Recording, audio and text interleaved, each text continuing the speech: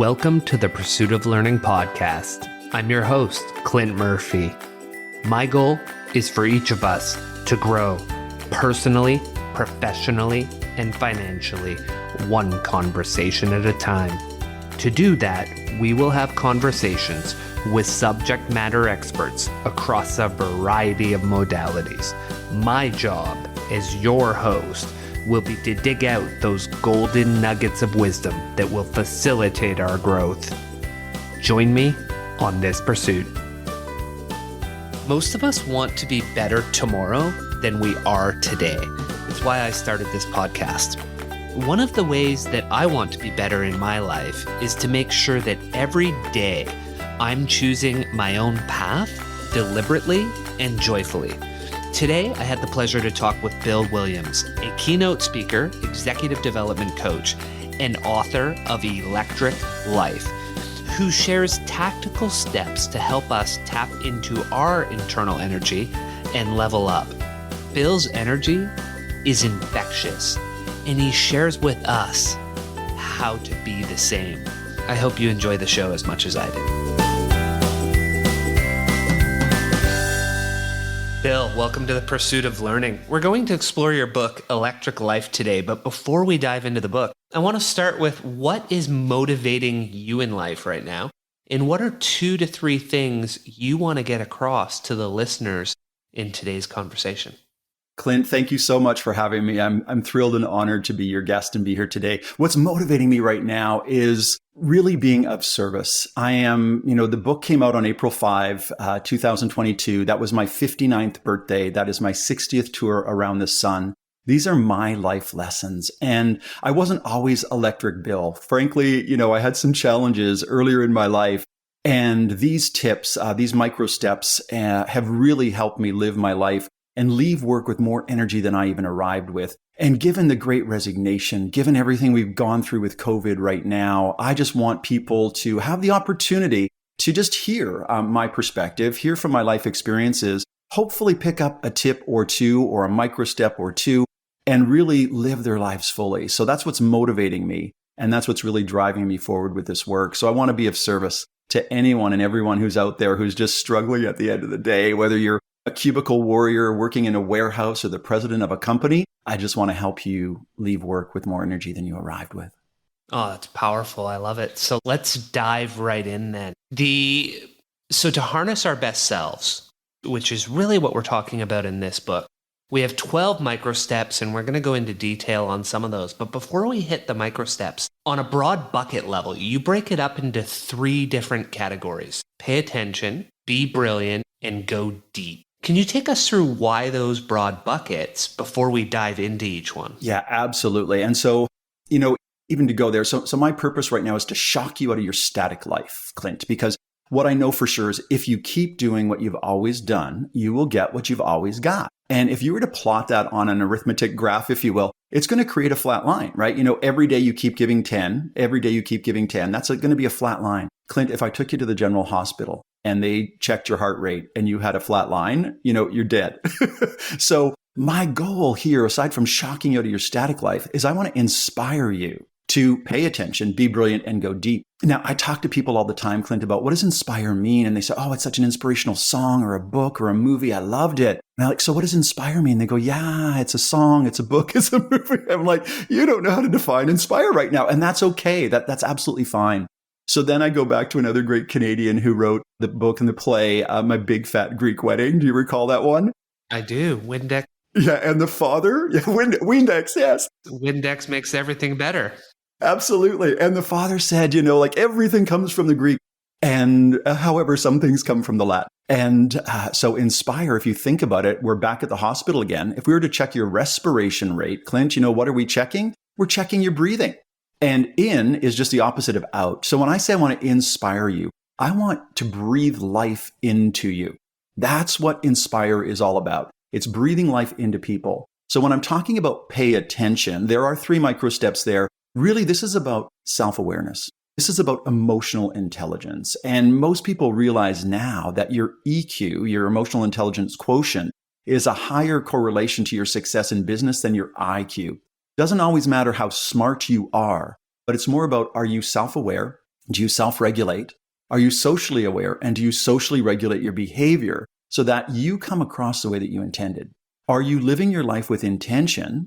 And is that the perception of the people that experience you? Now, when I talk about being brilliant, here what I'm talking about is how do you shine bright like a diamond? If I can use the words of Rihanna in her song, shine bright like a diamond. So how do you make sure that all of your brilliance is really showing through? What are the things that allow your absolute best self to be there? And then when I talk about going deep, what I mean by that is, again, it's show me you, see the back row and crossing the river.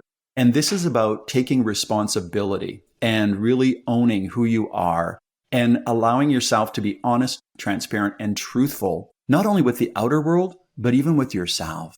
I think so often now in life, Clint, for me, people are doing things because they think somebody else wants them to do it. They're doing it out of obligation rather than out of, true self-satisfaction. And so one of the things we'll probably talk about under micro step number 5 is my mom, Alice Margaret Foster Williams. And she said, Billy, always be self-full. She said, Billy, it's rude to be selfish, but always be self-full.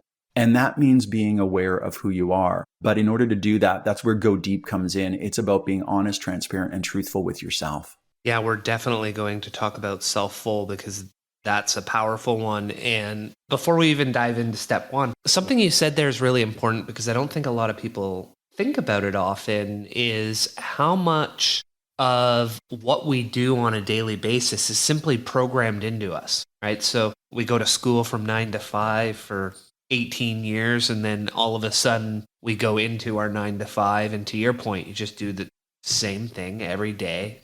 Go there this time, work till this time, go home, watch Netflix, eat, go to bed, repeat. I mean, how do we, with even young people, with our kids, with friends, how do we wake them up to that programming so that they don't fall into that recurring pattern of just a repetitive day for their whole life? Well, what comes through for me when you're asking me that question right now, Clint, is Tyrone Edwards. And I don't know if you're familiar with Tyrone or not, but he is, he's one of the hosts of E-Talk here in Canada. And when George Floyd was murdered in the United States of America, we've had the huge BIPOC awareness that came along. And I was always inspired by an interview that he did on The Social, another CTV television show. And they asked him, how are you? And he said, I'm good. I'm good. And our men, especially, have been taught that, we have to be this hyper masculinity and we've got to be the saviors and we got to fix things and we got to make life better. And he, in that moment on that episode, had a bit of a breakthrough, if you will. But in order to get to a breakthrough, sometimes we need to have a breakdown. And so he got really emotional and he's like, no, I'm not okay. I'm angry. And he really, told us honestly, for maybe the first time ever, honestly, transparently, and truthfully, as I said before, how he was really feeling. And so I think that in that malaise of our day-to-day routines, that's why I'm here to shock you out of that's why it's electric life. Take that electric shock and get out of your day-to-day routines. And so I don't know that I actually answered your questions, but intuitively, it was just sort of like that awakening, that awareness that he had. And so what I mean by it now is that when we sit down and ask somebody, hey, Clint, how are you? I want to have some eyeball to eyeball contact. If it's appropriate, depending on different cultures, it's not always appropriate to have eye contact with members of even the opposite sex and so on. So respectfully, but can I just listen to that question?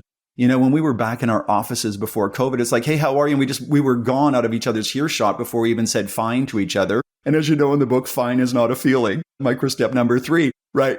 So I think it's about really paying attention to people and looking for those clues. It's sort of like you say you're fine, but I'm looking into your eyes and I'm not seeing a sparkle here. I'm not seeing brilliance in your eyes. What's going on for you? And really creating, as Dr. Amy Edmondson shares with us, that psychological safety where it's okay to share mistakes. And again, another micro habit, celebrate those mistakes. It's okay to point out the things that are wrong. One of the things for me, Clint, is I love my bad days. I wouldn't have said that before. People, when they meet me, they always comment about my energy. And I'm like, yeah, I'm full of energy, but I need my bad days. And I don't know if you want to guess why I want a bad day, Clint. Do you want a bad day? Well, I think you don't know it's a good day until you have a bad day. You got it. Bingo. Right? You can't appreciate the light without the dark. Exactly. It's about the yin and the yang.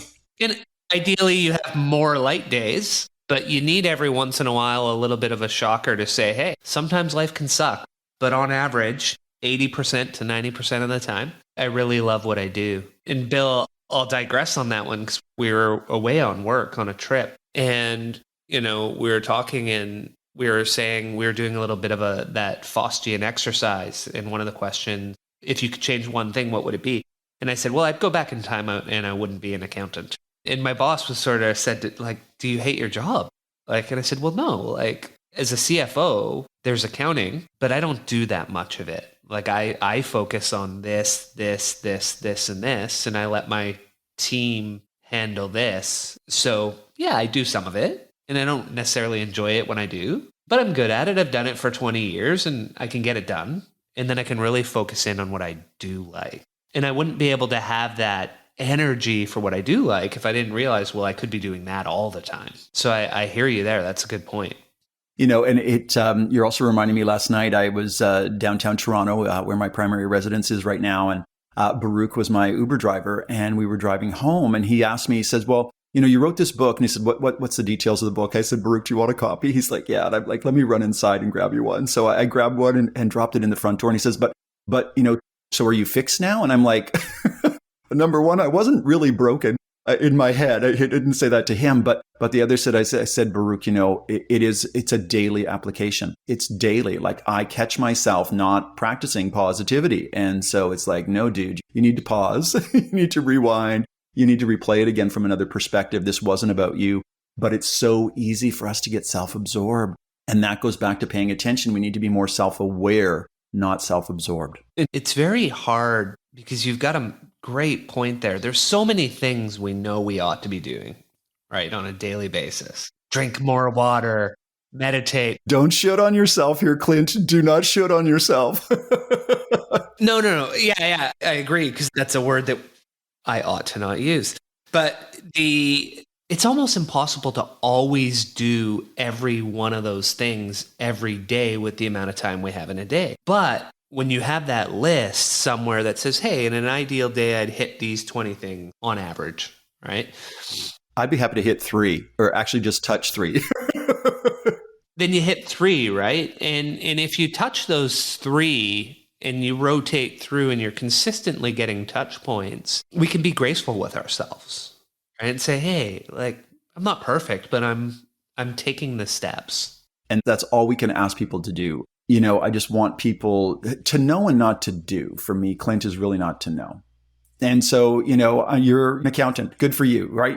So good for you that you know how to, create a trial balance and to submit the CRA forms at the end of the year. And congratulations. But to know and not to do is really not to know. And, I love academia. There's so many people that I respect from academia. But just because you can pass the test doesn't mean you apply it in your life. So for me to learn and not to do something with the learning is really not to have learned. So I'm really looking for people to apply the learning and actually practice behavior change so that they can get the results that they want. Because again, how did Einstein define insanity? Doing the same thing over and over again, expecting a different result. So try something new, just give it a shot. And even a micro step, which is why they are small, tiny little micro steps to make a difference, to live your life truly to your full potential. And you are the only one who knows what your potential is. You're the only one that can keep pushing it. So let's go back and we'll start diving through some of the steps. And one of the first things that really jumped out at me that I appreciated was when you were a leader in corporate financial services, you would ask your reports every month, what are you most proud of? And you would tell them you wanted them to have an updated resume that included what they were most proud of. And we all should have an always running list of accomplishments. Why is that? What about it is that creates that energy? Well, for me, the thing is that, the story when people read it in the book is realizing that the very first time I asked that question, they looked at me and they went, Bill, you ask a lot of really weird questions, but this is probably one of the all-time weirdest questions ever. And they had zero answer for me. And so then the next month they came into my office. And again, I asked them, what accomplishment are you most proud of? And I'm like, they couldn't tell me. And I was like, well, let me be clear with you. I'm going to ask that question again next month. And I really encourage you to come to the meeting prepared. And so they did. They came prepared. But the thing is, Clint, that we achieve and move on so quickly, how often do we take time to stop and celebrate? How often do we even realize, that that was an accomplishment? You did something brilliant there, going back to being brilliant. And so I really want to celebrate that with you. Now, selfishly, on a couple of perspectives, Clint, two things happened with that.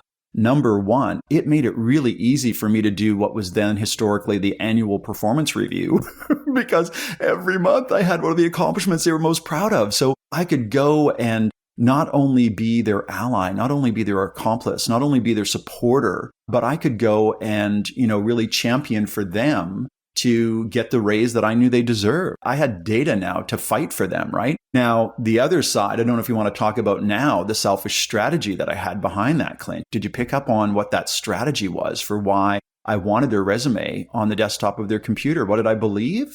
Because one of the things that I saw you believe later on is when someone's not in the right spot. Yes. You want to, and this actually resonates with what I say to people on my team. I never thought to tell them to have their updated resume is at some point you may outgrow me. If you do. Absolutely. And we don't have a spot for you here. I want to help you get the right spot somewhere else. And you did that with someone on your team that you talked about in the book. So if she had an updated resume, you could help her get the right role.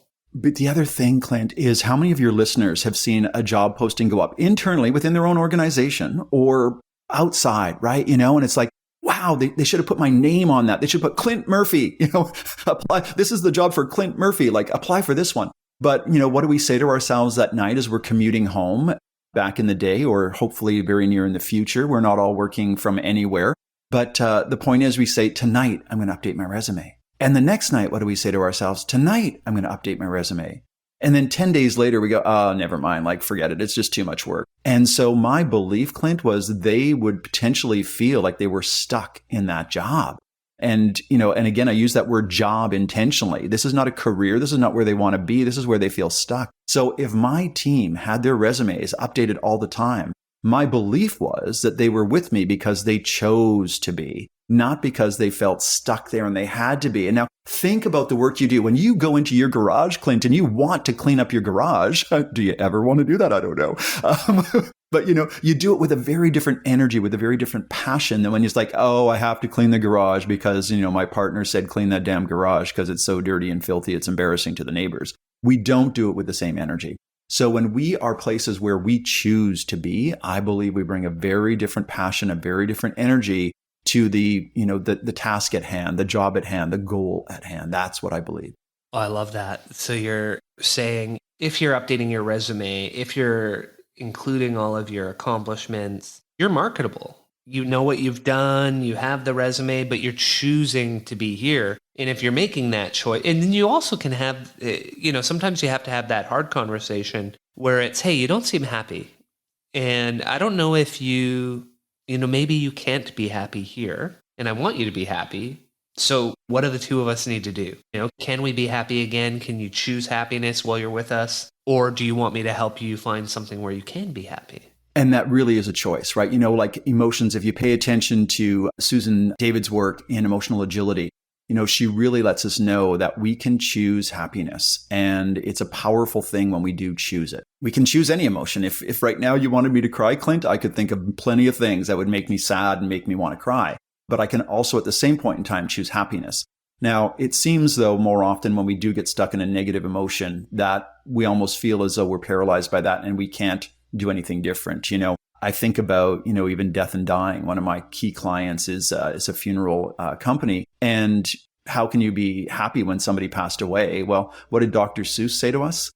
Don't cry because it's over. Smile because it happened. And, so much wisdom and I know there's some challenges with Dr. Seuss and some of the drawings, and they've accepted responsibility for that. And they're changing some of those things and some of the racism that they may have perpetuated from those books. But there are still some great lessons to learn from it. So let's not dismiss the lesson. For me, when somebody is demonstrating ignorance, the best cure for ignorance to me is education. I'm not a strong proponent of the cancel culture, but I am a strong encourager of helping people learn the lesson. I really believe most people, not all, have the best of intentions. And when we can help them learn, my email signature is a quote from Dr. Maya Angelou, which says, do the very best you can until you know better. And when you know better, do better. And we would totally be diverting if we went that way. But I'm absolutely aligned with you that everything as it relates to ignorance, hate, to me, it all stems from one, a lack of education, or even worse, miseducation, right? And a lot of that happens in our homes and in our communities. And until you get out of some of these communities and you spend time with different people, different folks, you don't have that exposure to realize, well, wait, Tim, Tina, they're all the exact same as me. I was told they're different, but they're really not. And so are Salima and Rashid and Baruch and everybody else as well, right? So it's really, and again, that just comes back to education, but application of the education. And so when you know, apply it. Beautiful. You have a lot of quotes. I'm writing these all down. They're going to make... I am all over the quotes. I've been so inspired by so many thought leaders that, they just roll off my tongue. And I hope that other people enjoy them as much as I do. One of the things you talk about is a lot of us think that we have Clint, the professional, Clint, the personal, but realistically, there's just Clint. And so what does that mean? And how should I use that thinking to show up every day in my life? You talk about body, mind, and spirit. If I'm truly into what I'm doing, what does that comprehensive or cohesive just me look like, and how should I be showing up, Bill? So, Clint, for me, that goes back to some old direction and statements that I was given. It's like, this is business and that's personal. Do not bring your personal life to work. And then they also said, but you don't have to take your business life home either. I'm like, I don't know about you, Clint, but when I've had a bad day at work, it's hard to just shake it off and walk through the door and be fully present for your partner. And, you've got two beautiful sons with you. You've got your wife and your beautiful sons.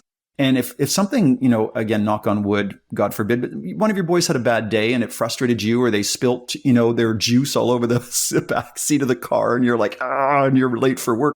How do you not take that in? I don't think it's binary. I don't think it's on and off when you walk through the door. Now, the other side of that, to more respond to your question, and, so really the micro step number one is really, find your hurricane, bring your whole self to work. The corporation only pays for your body to show up. Now, many organizations even have, technology where you scan your fingerprint or your retina. They know what time you showed up. They know what time you left. If we're in the virtual world, they can even tell what time you logged into the VPN and what time you left, or when your computer was not active. So they're paying attention to when the body shows up. Now, the thing though, is that they cannot pay for your passion. That passion, you need to volunteer. So what is it about your job that you're passionate about? Like you're passionate, I hope, about numbers and calculations and finding the best way to invest money or the best way to save money so that the organization is more profitable. And that's what really cranks your tractor, as my dad would say, like that's what you love to do in the financial world. People think we hire finance to do, our budgets and to do our financial calculations. That's not why I hired my finance team. There's so much more that you can bring to the table.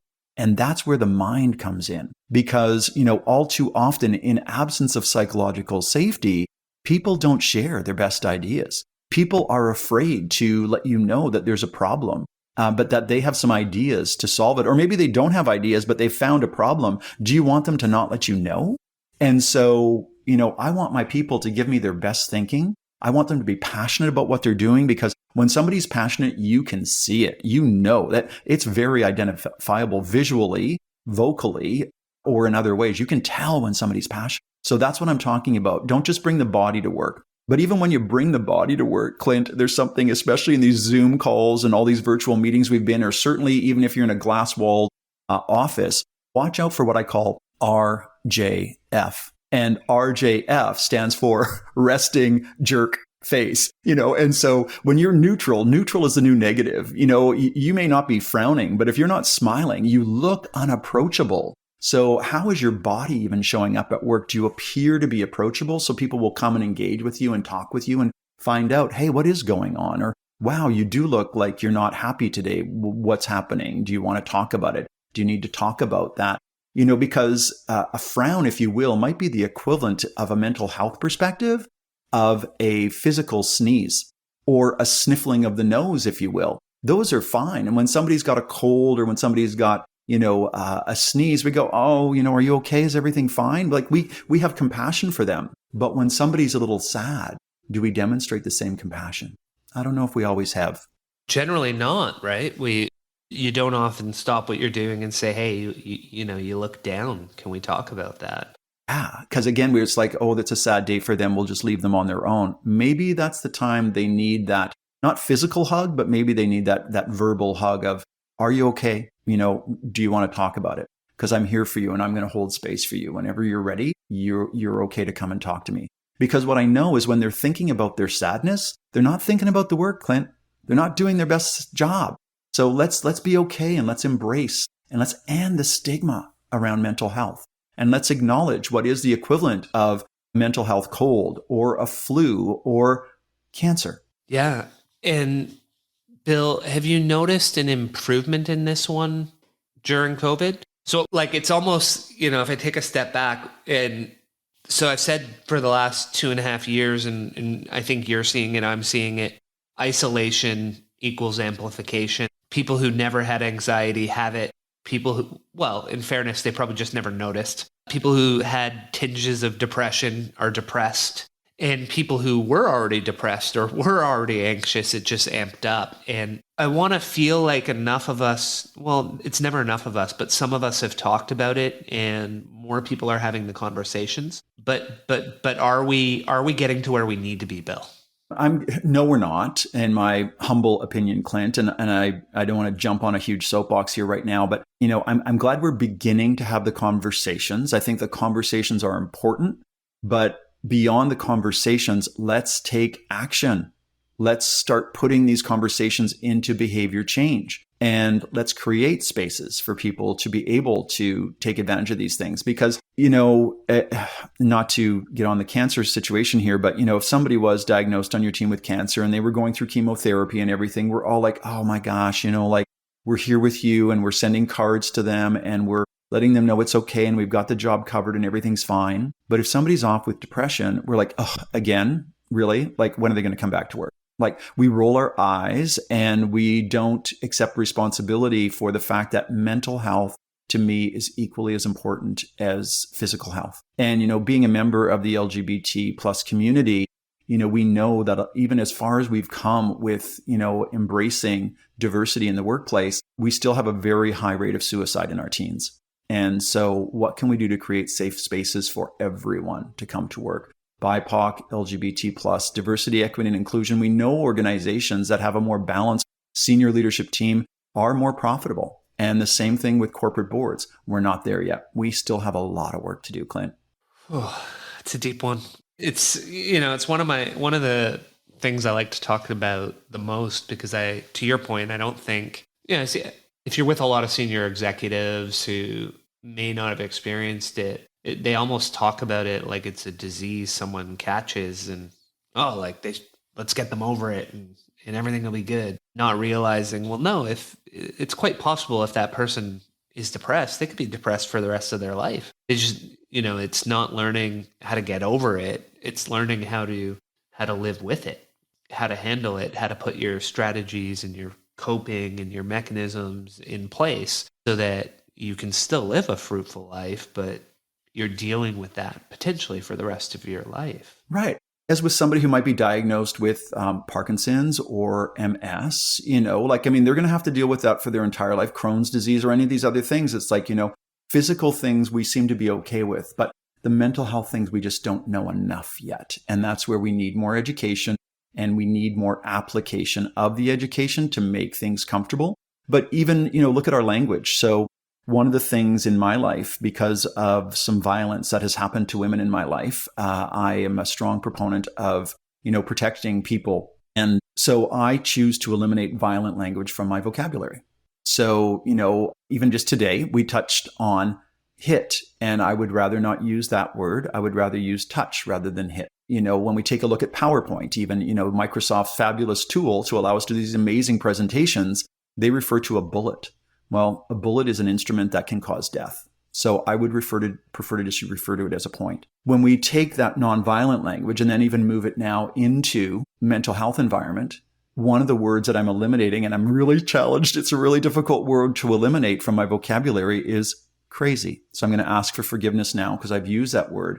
But, that has been a very negative word. And if you're somebody with mental health, also times we even use, oh my gosh, that was so OCD of you. Well, who's somebody who's dealing with obsessive compulsive disorder, that's a really inappropriate thing to say. So how can we again learn, but then apply and keep catching ourselves using that? Even Lizzo, just this week, she reworded a song because she didn't realize that one of the words she used in her song was a very derogatory thing towards people that have cerebral palsy. And so, congratulations for her in not only this is leadership to me, Lizzo is leadership. Not only did the community let her know that it was an inappropriate word, within a week, she re-recorded the song and re-released the song to eliminate. The song is called Girl, Grrr. I forget how many R's there are, but multiple RL. And so, that's leadership. Let's apply what we learn. Let's not cancel her. Don't cancel the song. Don't take it off your playlist, but let her know there's an inappropriate word in that song. Not just bleep it out. Re-record the whole song and change that word. Yeah. Even again, misogynistic raising that we've had, but even, our national anthem, we changed it, changed one of the words in that song to be non-gender specific. And so because the song was previously misogynistic, it was a man singing the song. And now we changed that word in all our hearts, so be inclusive. I can digress with you all day long. I'm going to let you go, Clint.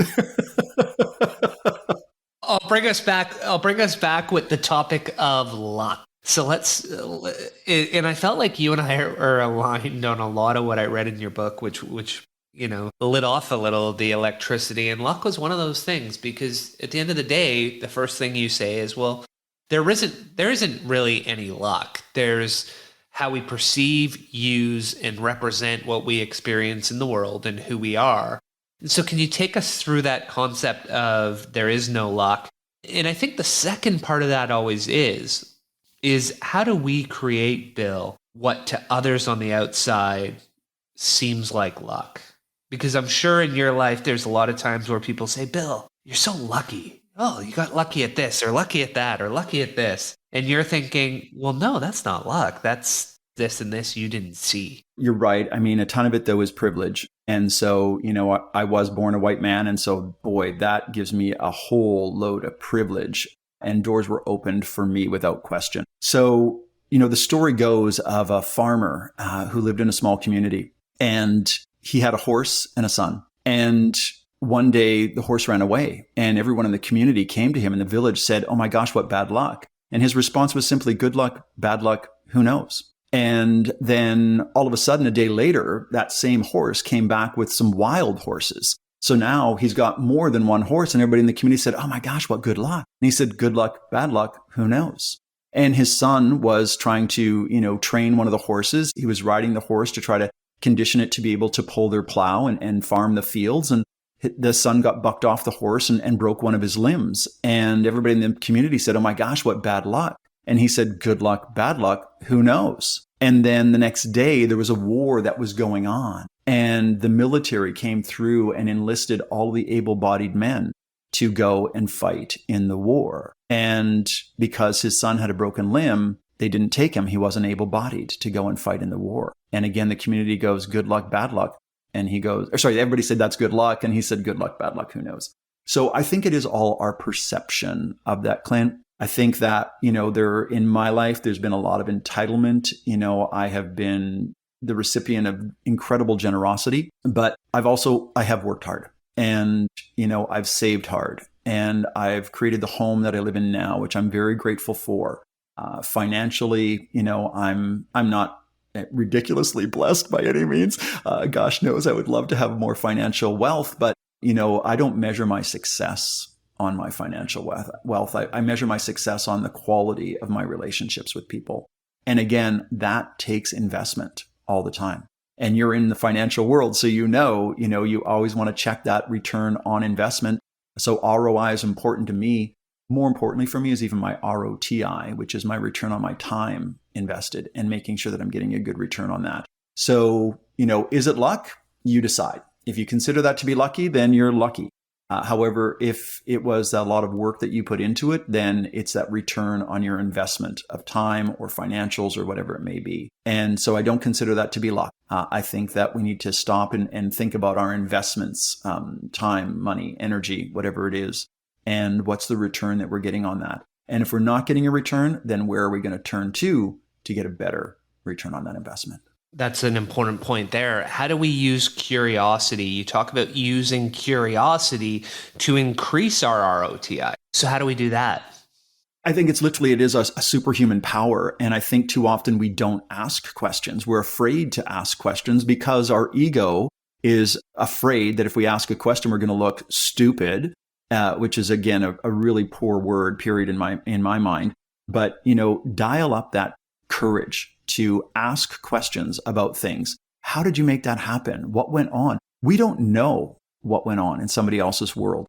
And so really take the time to get curious and just simply ask some questions. Get engaged in this conversation like you and I are right now. It's your curiosity around each of these questions that's guiding this conversation. I may be talking the most, but you're controlling it because you're asking the questions.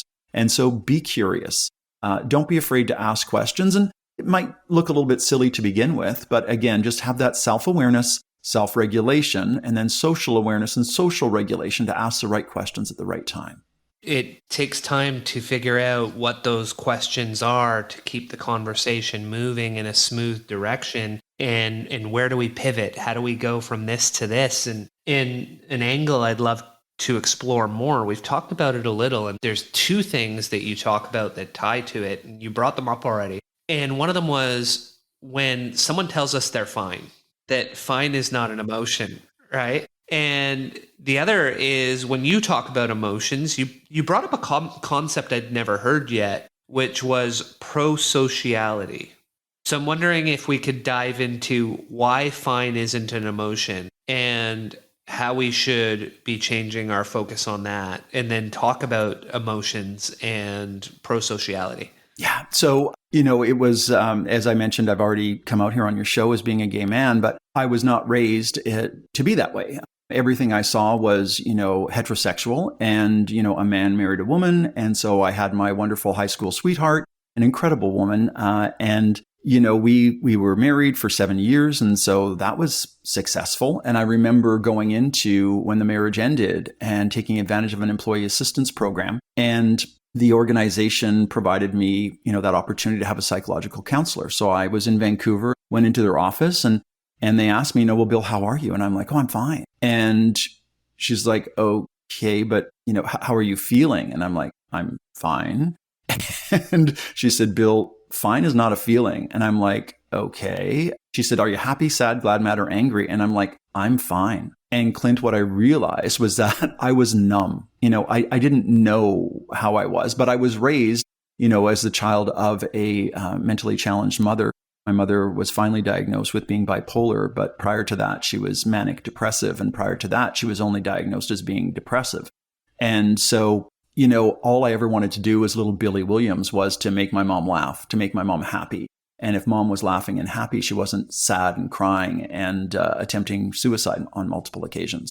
So, think of that as a little kid around 5, 6, 7 years old. That's a lot real fast to come up with. So, yeah. So that's the concept of fine is not a feeling, is just allowing people to think, even when I talk about emotional intelligence, Daniel Goleman, amazing author and speaker on emotional intelligence, wrote Emotional Intelligence at Work. And he has a number of different things to go through. And I don't want to disrespect his work, but for me, emotional intelligence can be as simple as 3 steps, Clint.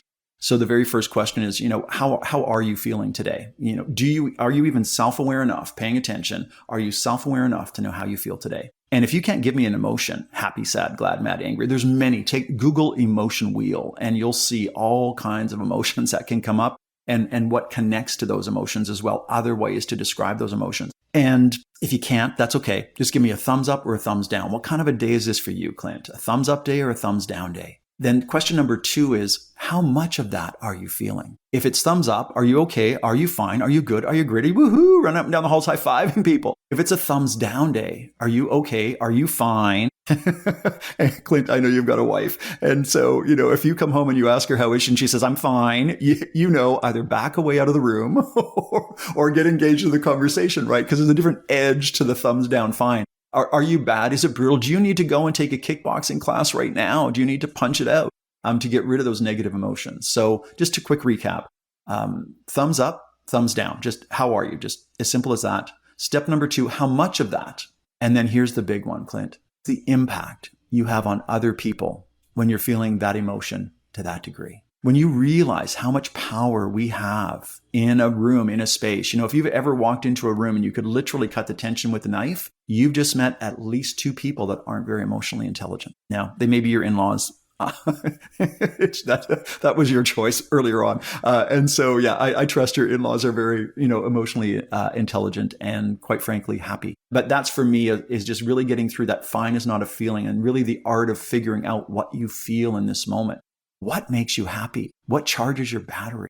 What drains your energy? And how can you balance those 2 things out? And it's a very stoic concept, is the ability to just say, well, wait a second, I'm going to choose my emotion and I'm going to choose how I react to that emotion versus just, oh, something made me angry, I respond in anger. Well, Viktor Frankl was in Man's Search for Meaning, separating stimulus from response, yeah. right? Like amazing work, right? So can you separate the stimulus from the response? And, again, my mother, Alice Margaret Foster Williams, brilliant. She's like, Billy, count to 10. And so, it was just separating that stimulus from the response. Don't react.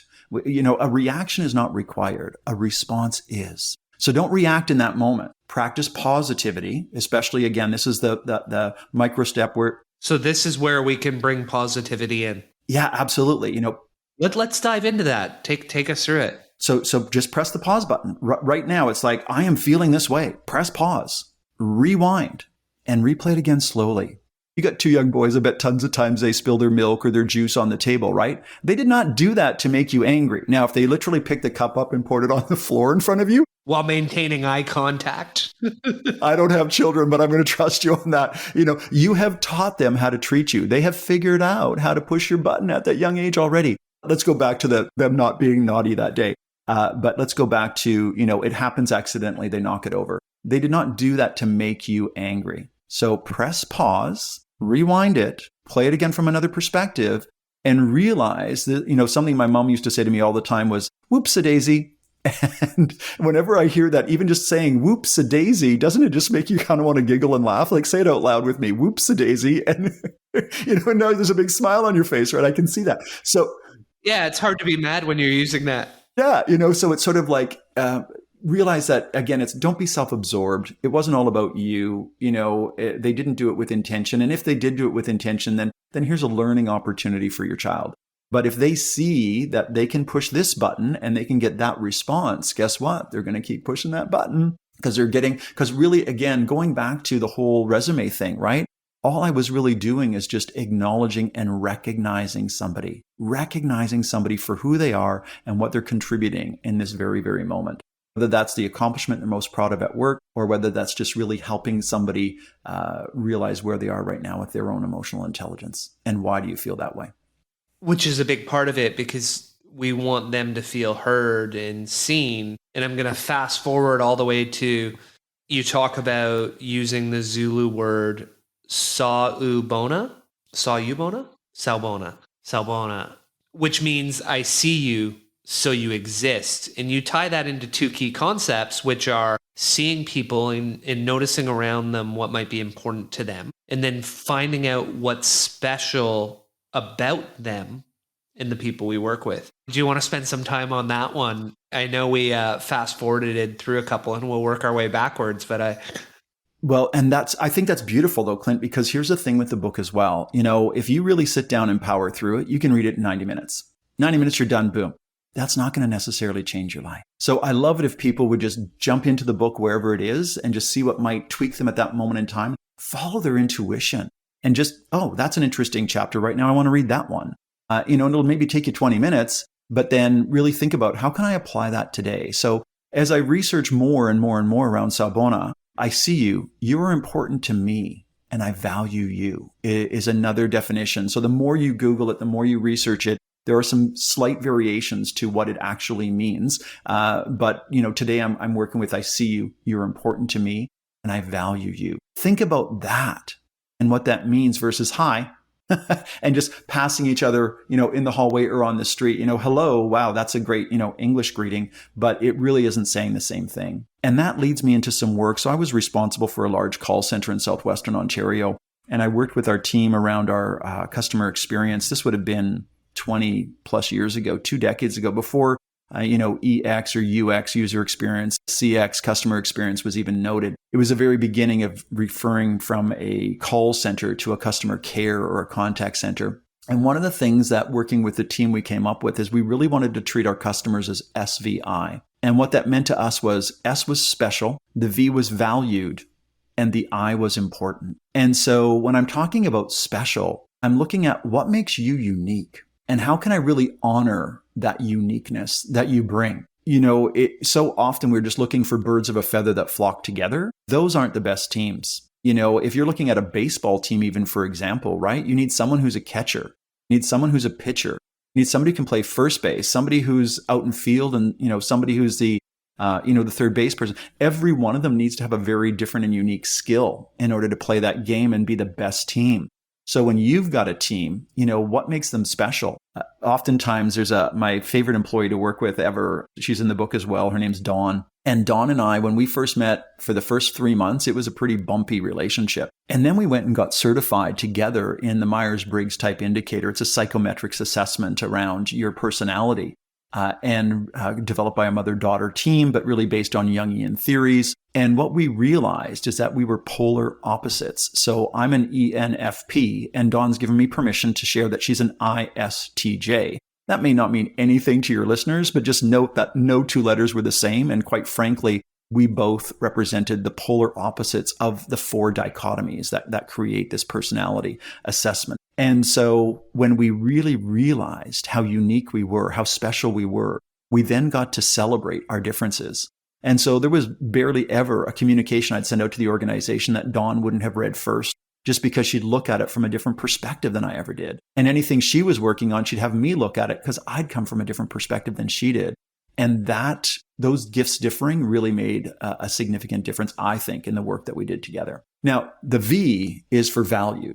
And so for that, I want you to know, I challenge leaders to eliminate the word thank you from your vocabulary. And there's a longer story that goes with this, but the thing is that you can buy a greeting card that says, thank you, Clint. It can have glitter and sparkles and rainbows and puppies and kittens and whatever you want on it. But thank you is a complete thought. And I've worked with managers. I use that term intentionally instead of leaders.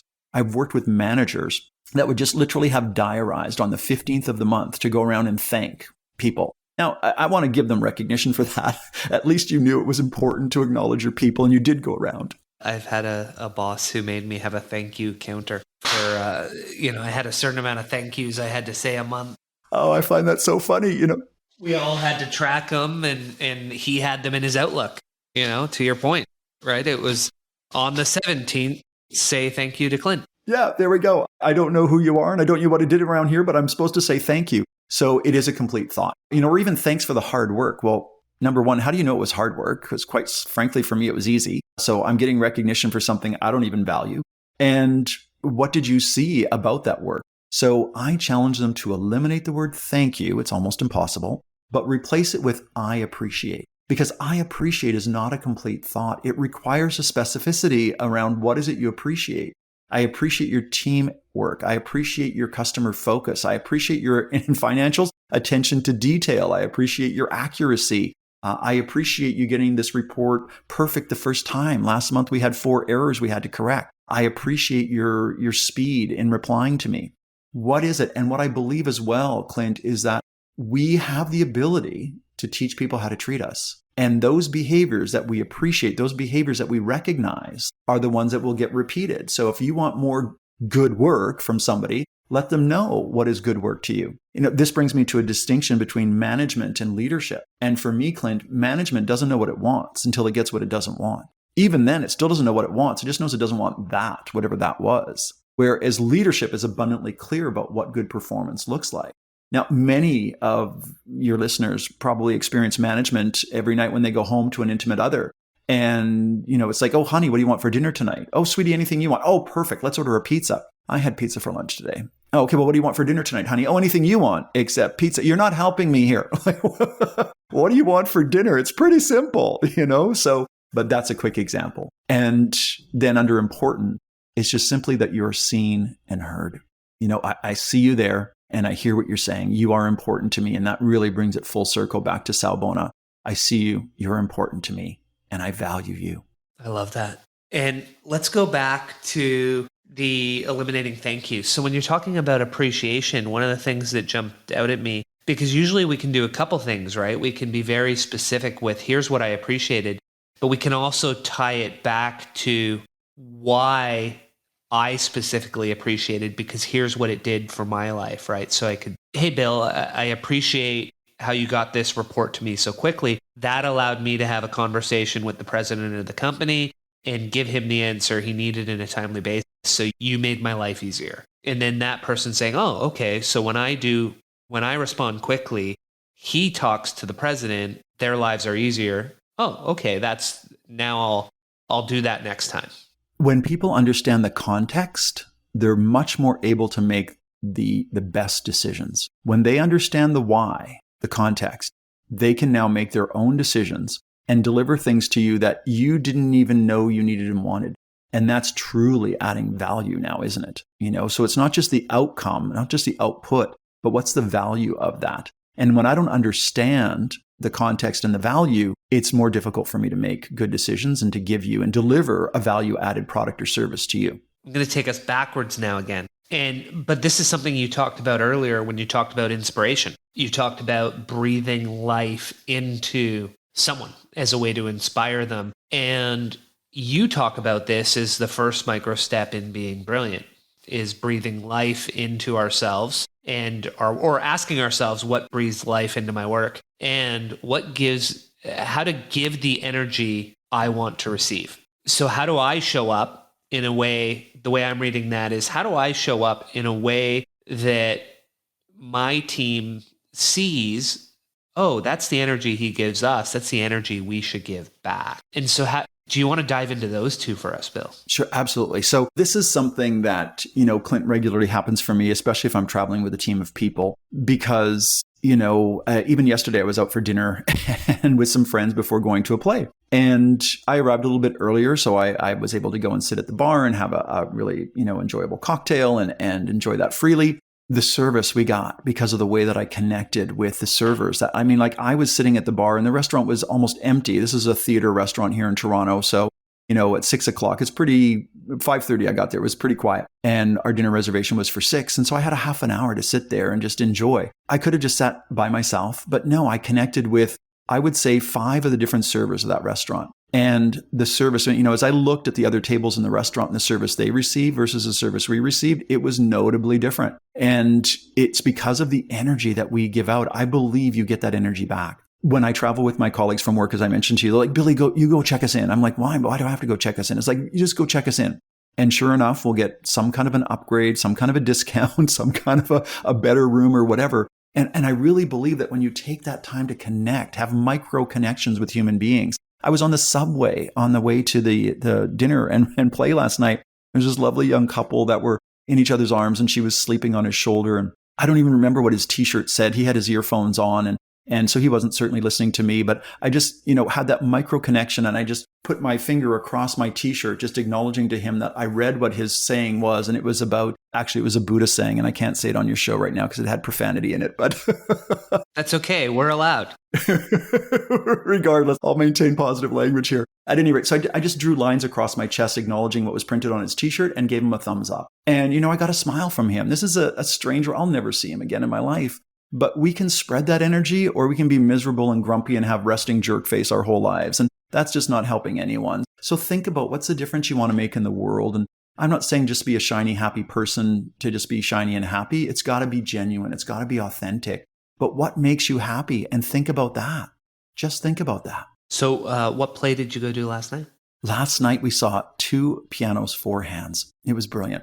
Two pianos, four hands. Okay. Yeah, it's basically the legacy work of a couple of Canadian pianists and their journey from being young boys playing piano and the impact it had on their lives until they became not only champions in competition, but now, a Broadway play that's been throughout the United States and across Canada as well. So what a great legacy to leave.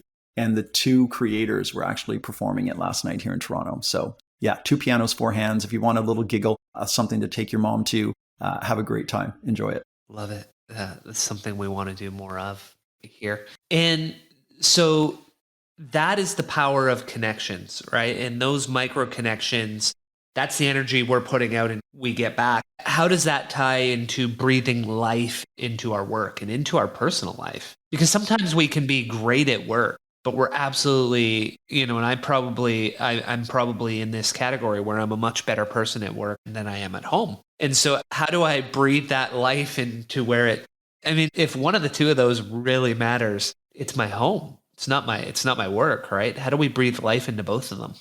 So for me, it's a couple of things. So, come with me, if you will, to be in the car behind the van full of a family at the, McDonald's drive-thru, if you will. I'll give credit to McDonald's because that was my first real job aside from my paper route. And I learned so much working at McDonald's. It was impressive, and it's hard. Yeah. And so, you see that family and maybe they're a toxic family right now and they're, the kids are fighting and they're slapping each other and throwing things around. And you can tell, mom or dad is screaming and waving their hand. And all of a sudden they pull up to the window to order and Zen calm comes over the entire vehicle because they know we're placing the order now. And so they order their Happy Meals and off they go. But then between the place where they order and the place where they pay, again, bedlam is created in the car. Everybody freaks out and the kids are fighting and mom and dad are screaming at the kids. And all of a sudden they get to the window to pay and everybody is a Zen calm again. And then the same thing happens as they go to the window to pick up the food, right? So I think what happens, Clint, is that at work, there is this pretension that, I have to be nice for people to like me. And so I will be nice. But then we come home to the people that we supposedly love the most. And that's where we also sort of expect to get the biggest amount of a break, if you will, on being a jerk. So you're coming home and you're being a jerk.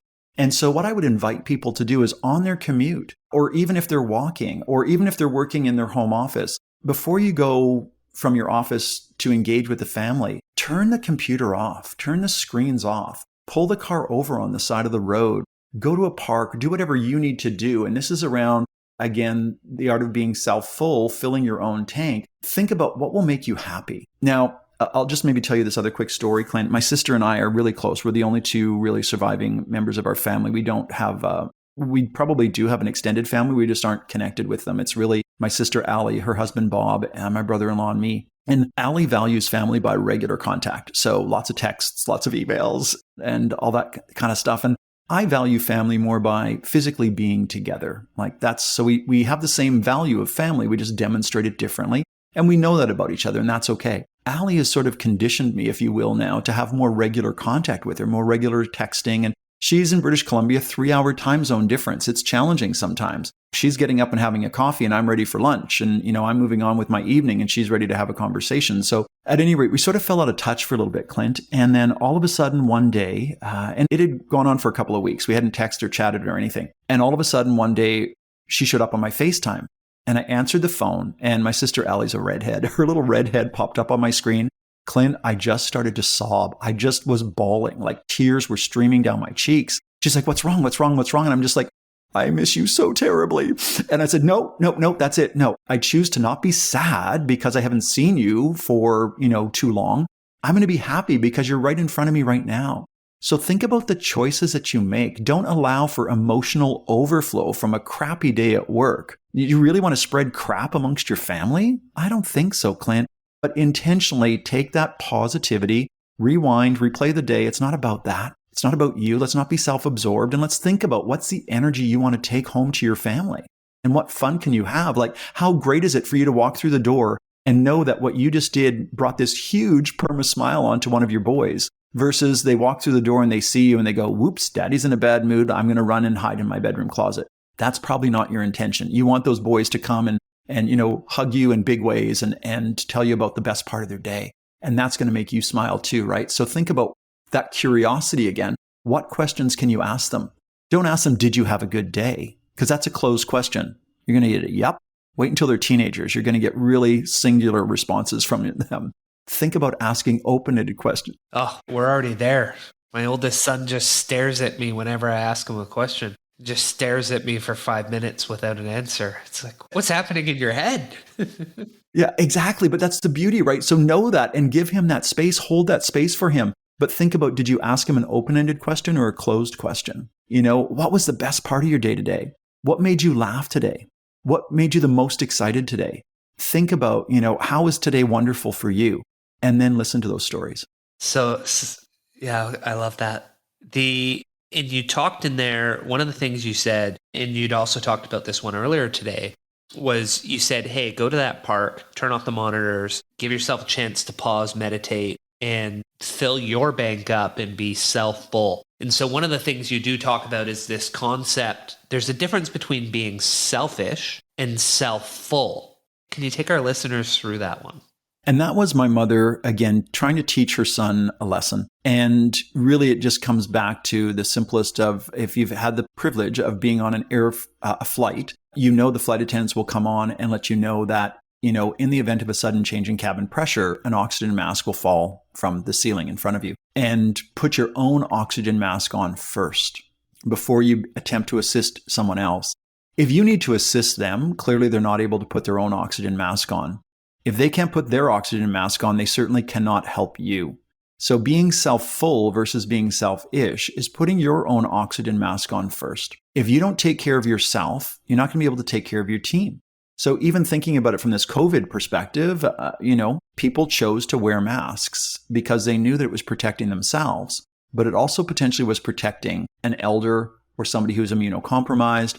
And so take the time to take care of yourself. And once you are full and whole and ready and healthy, you will be able to help other people. So it's not selfish to take care of you first. It's self-full. And I think everybody can identify when they are being selfish. It's like, yes, the tray was put out there. Selfish is taking all of the cookies off the tray. Self-full is taking 1 or 2 cookies off the tray and leaving more for other people as well, right? So be aware of the distinction of selfish. But I think, guilt will let you know when you're being selfish. But self-full is something that we need to not feel guilty about, because we got to take care of us so we can then help and take care of other people. And when we think about this from where I see a challenge with this one, Bill, a lot is parents or people in a relationship, and they put all of their time and energy into the kids, into their partner, and they don't recognize they're getting burnt out. Their mental health is deteriorating. Their physical health is deteriorating. And when those things deteriorate, we don't show up with the energy that allows us to be a good parent, to be a good partner, to be a good leader in an organization. And I think that's where we need to say, well, wait a second. Before you do X, Y, and Z, prioritize your mental and physical health. Because if you're mentally, and maybe I've learned myself the hard way, and so I take your self-full approach. When I look at my list of, top 6 things I'm going to do as a human, my mental and physical health are 1 and 2. Because if I'm not mentally and physically healthy, I won't be a good dad.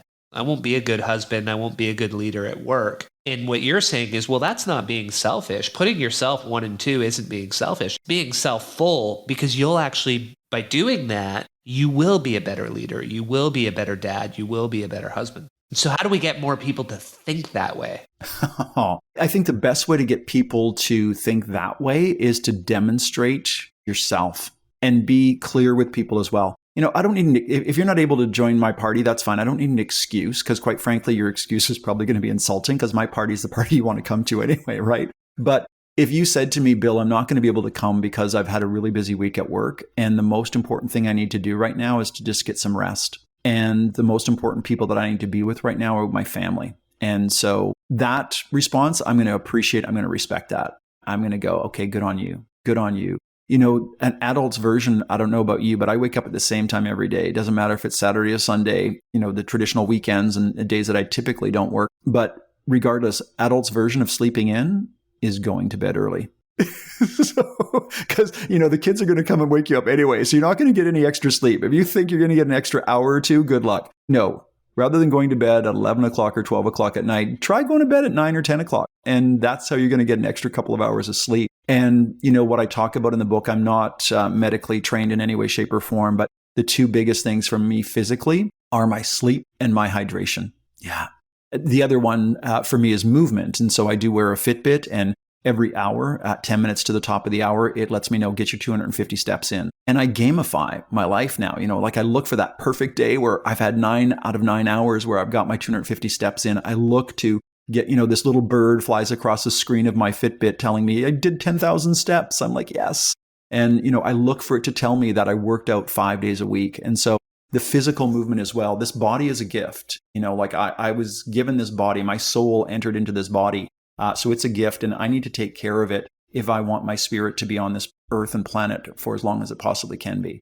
So be self-ful, don't be selfish, take care of you physically, mentally, and emotionally so that you can give what you want to give to people. And when you give it, you're likely going to get it back from them or something closer to, one of the games that I play when I go into my grocery store is to see if I can get the clerk to actually smile at me, see if I can get actual eye contact from the clerk. And let me tell you, if you're wearing a name badge, I'm going to use it. And that even happens in Zoom. Like I can see Clint Murphy right on the screen in front of me. It's easy for me to remember your name. I can actually address you for who you are or who you've chosen to identify as today by putting Clint Murphy in that Zoom or MS Teams or WebEx, whatever you're using. You can put your own name in, and you can put your own pronouns in too.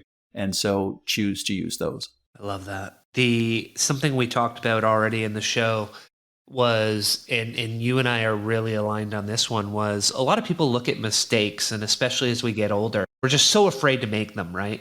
And for a lot of people, that becomes paralyzing. Because if you're not making mistakes, you're not generally pushing your edges, you're not getting into that uncomfortable space you need to be in to grow.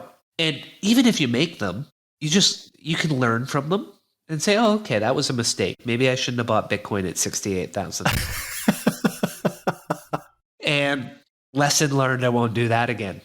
And then you say, okay, well, how can I learn from that and how can I move forward? And what you did was you broke the word into two.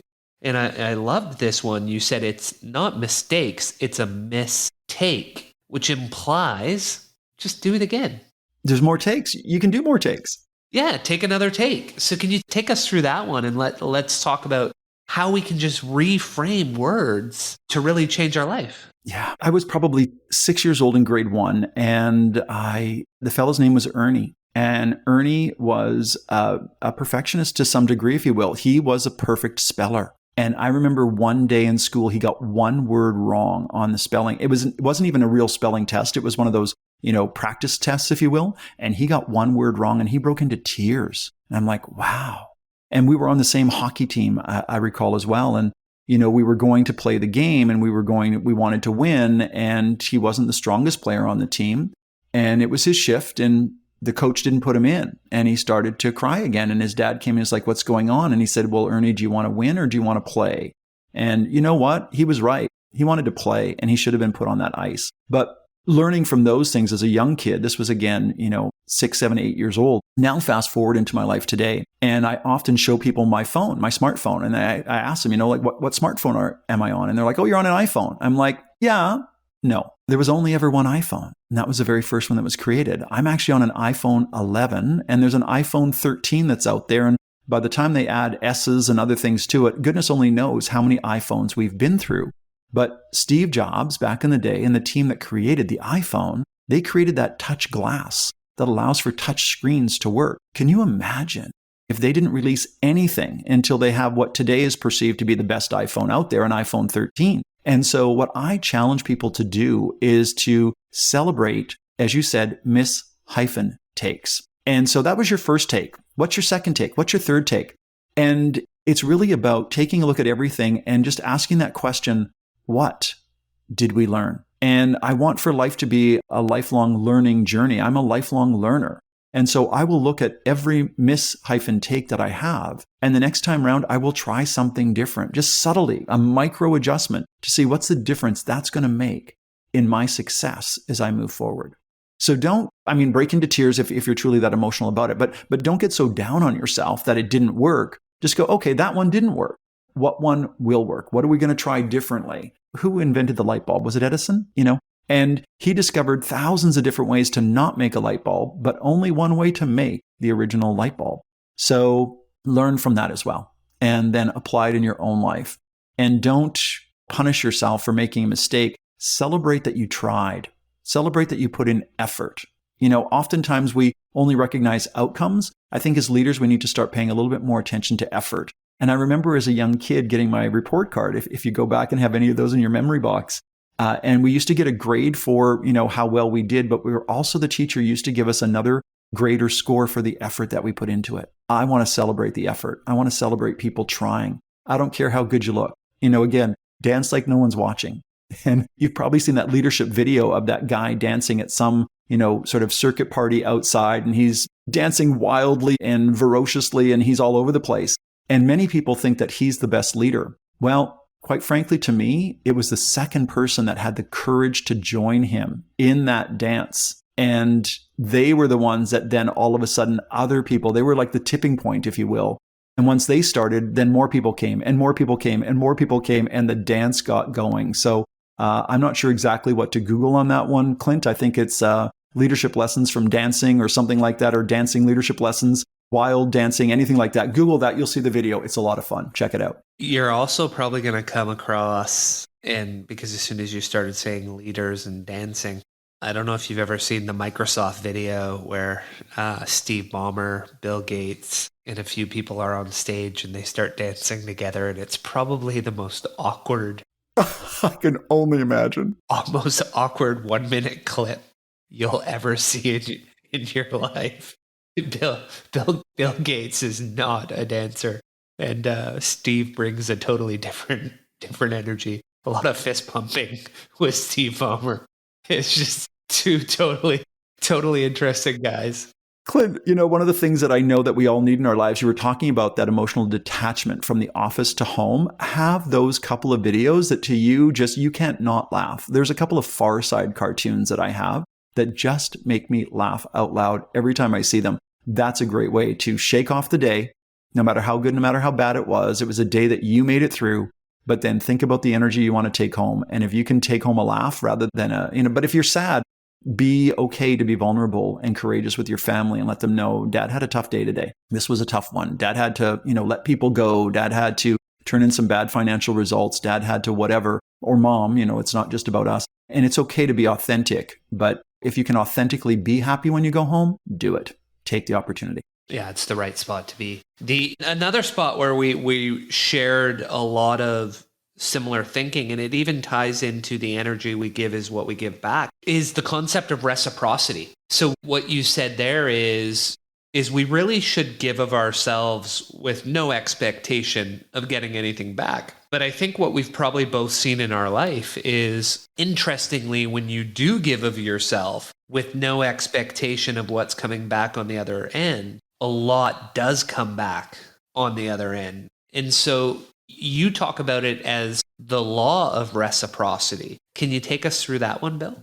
Yeah, so this is the work of Dr. Robert Cialdini, and his book is called Influence: The Psychology of Persuasion. And one of the 6 practices of persuasion is reciprocity, and that is giving a gift, because as soon as we give a gift, often people feel obligated to give us a gift. And so what they studied was, and this is a part of the book that often people comment on to me, was about a server in a restaurant bringing the bill to the table. And it's also talking about those mints on the way as you exit.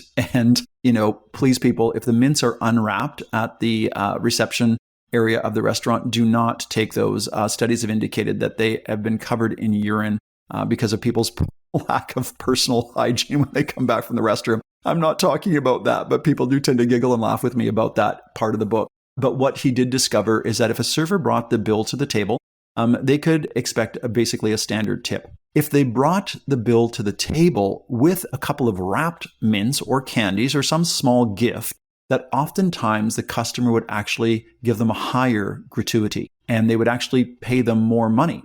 If you wanted to really double down on that bet. What he discovered was that if you bring the bill to the table without any gift, without any wrapped mints or candies, and you come back in a moment or two and apologize profusely and say, I'm so sorry, I forgot to give you these mints, I forgot to give you these candies here, please know this gift is from me, they will give you an even higher gratuity.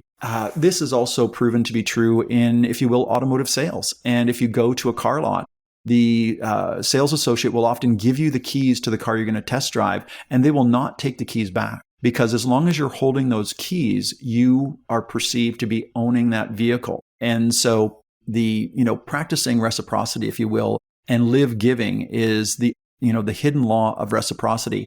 But what I challenge people to do is realize that more often than not, the real gift isn't the product or the thing you give, it's the experience you have. And so look at and especially when you've really put a lot of consideration and you found that perfect gift for that person, it is amazing that they go, oh my gosh, you remembered. Versus that time your boys are going to come to you one day and you're going to, they're going to ask for these red Nikes and you're going to give them blue Reeboks and they're going to go, you weren't even paying attention. I told you 10 times, I sent you an article. I sent you a link directly to the ones that I wanted and you bought the wrong ones. And so it's really thinking about, how do we give gifts that really connect with the person? And believe me, the biggest gifts in life are not material things. It's not the Nike. It's not the car, if you got that lucky. But, it's not the ring. It's the real gift is in seeing that the gift you gave connected with that person. And that's the actual gift. You're almost giving that gift to yourself. You made me chuckle because with our two boys, with the oldest, they're both turning this month. They'll turn 14 and 11. So I'll use 13 and 10. But you ask the 13-year-old, what do you want? And you get that answer, Bill, that's like, it's almost useless, right? Like it's, I don't know. And you're like, oh, okay, well, that's really going to help me figure out what you want. I'll have to do some homework. The little guy, 10 years old, he gives you a document that he's created that has pictures of everything he wants with links to the Amazon purchase page. All right, so it's like, okay, well, for my birthday when I was 9, I wanted I wanted Harry Potter. Then it became Dragon Ball Z. Now it's Demon Slayer, because he's drawing the Japanese anime. Okay. And so it's like he gives you a 1-pager. It's like, hey, Christmas this year, here's my 1-pager. Here's where you order everything. Don't get it wrong. It's like, are we a McDonald's drive-thru? Here's my order. Thanks for being my parent. I love it, because Clint, actually back in my day, I remember we used to get the Christmas wish book. We celebrated Christmas. Oh, like the catalog. Yeah. Yeah, the catalog with all the toys, and we would dog ear or fold down the page for the toys that we wanted, and maybe even circle them with a pen kind of thing so that we would know. But here's again the power of curiosity again with your son, with your other son, and he can't tell you what he wants, but the questions to begin to ask are, what is it your friends have that you're most excited about? And what are the things your friends are dealing with or doing that are most exciting to them? He may not want a materialistic thing. He might say, Dad, I want to go for, a kayak ride with you, or I want to, have an experience. And those are huge gifts for me now. I really look to not have, I don't need another ugly sweater. Thank you very much. Or a shirt that doesn't fit me properly. I can go and buy my own shirt. But let's go to the theater. Let's go to a play. Let's go on a trip. Let's spend the day at a beach. Let's create memories. Yeah, and it's that time together with them that's you're never getting that back. Right? You can always buy another pair of Nikes. You can always buy another sweater, but you can't get that hour or two with your dad when you were 13 on the weekend. And so how do we create more of those moments with them? That's beautiful, Bill. Especially when it's one-on-one time with Dad too, right? I mean, like that's even super special. It's like just me and Dad, only the two of us were going to do this. That can be really cool. Yeah, it's one of my favorite things to do with them is Father Sundays and isolate it. So I want to ask you one last question because I thought it was a powerful one, was listen, ask questions, clarify, and then respond. Why can that be such a powerful sequence for us, Bill? Oh, well, Clint, really what we're talking about here is the terms that I use are masculine versus feminine communication. And it has nothing to do with gender in any way, shape, or form. So please don't hear that. But I do want you to hear masculine versus feminine communication. Masculine communication will listen to the best of their ability. They will clarify. They might ask a couple of questions and they will fix. Clint, as soon as I ask you the question, how can I help? What does that insinuate? It insinuates that I can't do it myself. Yeah, you're not capable. I need to help you. You poor thing, you need help, Whereas feminine communication is listen, clarify, and respond. Last night, I was literally out with some friends talking about some things, and one of my friends was demonstrating masculine communication. And he told me what I need to do to fix it. And I'm like, I kind of resent that, but I'm not going to say anything right now because social awareness, this is not the place to let them know that I was offended by that. But listening, clarifying, and responding, if they had have done that, they would have said, wow, Bill, you sound really frustrated by the circumstance and the situation, and this is important to you. And I would have gone, yeah. Now what we've just had, Clint, is a human connection, not a human repulsion. And so listen, clarify, and fix is masculine communication. Listen, clarify, and respond, which is actually empathic listening, if you will, or empathetic listening, depending on how you pronounce that word. And it's really connecting not only what they said, why they said it. And so we will get much, much further, when we really just listen, clarify, and respond. That was exciting for you. You were thrilled to have that time with your son, or that was frustrating for you. It was a challenge that you couldn't get the financials to work out the way that you needed them to work out.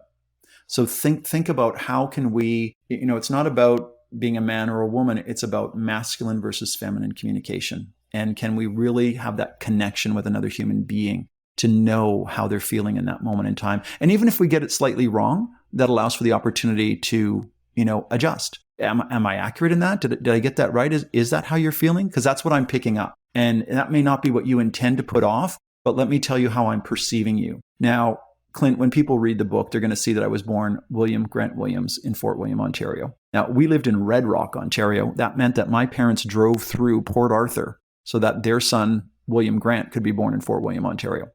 My dad had a very quick wit, very sarcastic. I was raised with very dark humor, and I love it. I find it to be very, very funny. Not everyone does. And so the biggest question for all leaders as we bring this to a close, I guess, is what is your intention? But what are other people's perception? And true, authentic leadership is that we will be received in the way intended. It would never be my intention to offend anyone with my humor, with my talk. But if I did, I want to apologize, and I want to apologize deeply. There's an Eastern proverb that says, if you're going to bow, bow deeply. And so don't just apologize a little bit. Well, I'm sorry, but you were wrong too. No, that's not what it's about. Authentically, genuinely, I am sorry. And what can I do to fix this? How can we recover from this together? And so, yeah, the book is, my goal is that I inspire people to pay attention, be brilliant, and go deep, to really leave work with more energy than they even arrived with, because life is too short. And let's choose our emotions intentionally. And let's make a difference not only with ourselves, but when we do take care of ourselves, then we can almost unintentionally and without even effort, we're taking care of other people because we're spreading joy. So when we're talking about inspiring and breathing life into people, the alternative is to drain the energy out of them like they're a dead battery. And that's not what I want to do. I don't want to drain your energy. I want to give you more energy. So I hope people are energized by the end of this conversation and listening to this podcast. Yeah, so do I. And Bill, we went deep, wide, left, right, couple misdirections. I love it. Is there anything that we miss that you want to make sure you get across? Yes. Cross the river. Can we close with Cross the River just really quickly?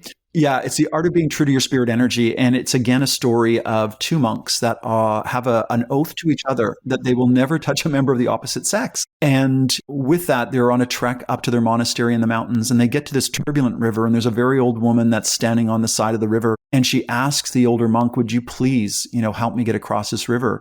And without hesitation, he just bends over, picks him up, does a fireman carry, puts her on his shoulder and puts her down on the other side. And they're walking for 1 minute and 2 minutes and 3 minutes. And that turns into 1 hour, 2 hours, and 3 hours. And the trek continues as they go up to the monastery. And the younger monk turns to the older monk and he says, I cannot believe you betrayed me. How dare you? We had a solemn pact that we would never touch a member of the opposite sex. And you carried that woman across the river. And the older monk turns to the younger monk and he says, I put her down on the other side. You've been carrying her for 3 hours. So the final gift in this legacy work of what I hope is a simple read, it's 154 pages, but the last lesson and legacy for me, the micro step is do not carry somebody else's burden. put them down on the other side of the river. Don't allow them. Let it go.